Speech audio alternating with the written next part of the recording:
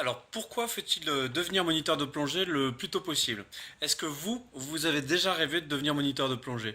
Est-ce que vous n'avez pas rêvé de faire ce job qui permet de voir des poissons tous les jours, d'être dans l'eau, tranquille, au soleil, en mer, à vivre de votre passion? Je suis sûr que si. Alors, pourquoi le faire le plus vite possible, passer votre moniteur de plongée? Je vais utiliser une image. Quand j'avais 18 ans, juste après le permis voiture, j'ai enchaîné sur mon permis bateau, mon permis moto, pardon. Et alors, ce qui était super, c'est que je l'ai eu très rapidement, mais je n'avais pas les moyens nécessaires pour piloter cette moto. J'ai pu acheter ma première moto 5 ans plus tard. Bien sûr, j'avais un peu oublié ce que j'avais appris au permis moto, mais le gros avantage, c'est que là, j'avais l'argent pour payer ma moto, mais je n'avais plus le temps pour passer le permis. J'étais bien content d'avoir le petit papier rose.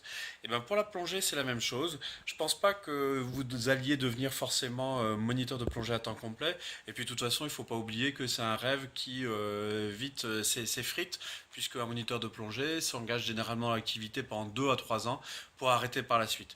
Donc ça ne sert à rien d'y consacrer trop de temps, mais par contre, c'est pas mal d'avoir la carte le plus tôt possible, parce que à notre époque, il est évident que vous allez connaître des aléas professionnels ou des événements qui vont faire que vous ayez besoin de faire un break. Si vous avez déjà la carte en poche, c'est très simple, ça permet de positiver notamment en cas de licenciement.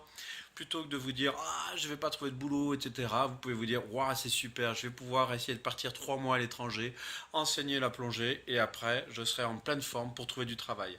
Hein, ça j'ai plusieurs clients qui l'ont fait, c'est top. Donc passer sur une monitorat de plongée le plus vite possible pour avoir la carte, c'est une bonne idée. En plus, si vous prenez une carte OWSI, hein, OWSI SDI comme je fais, c'est une formation qui se fait en moins de 15 jours. Donc c'est pas quelque chose de très chronophage qui va vous prendre trop de temps. Toujours bien sûr essayer de la combiner une formation N4 initiateur pour pouvoir encadrer en France, même si vous ne pourrez pas être rémunéré. Mais toujours est-il qu'en passant l'OWSI SDI le plus tôt possible, ça ne va pas vous prendre beaucoup de temps.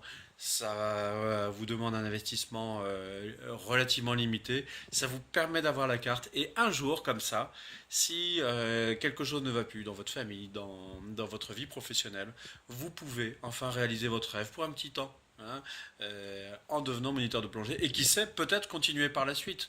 Mais ce que je voulais vous faire passer comme message aujourd'hui, c'est pas mal de le passer dès maintenant. Voilà, j'espère que ça vous a plu. Si vous aimez cette vidéo, cliquez sur j'aime. Si vous n'aimez pas, cliquez sur j'aime pas. Si vous voulez en voir d'autres, abonnez-vous à notre chaîne Aquadomia One sur YouTube. Et puis, si vous voulez voir d'autres sujets abordés, n'hésitez pas à m'envoyer vos commentaires par mail, par Facebook, via le site aquadomia.com. Et j'essaierai de faire une vidéo sur le sujet. À bientôt.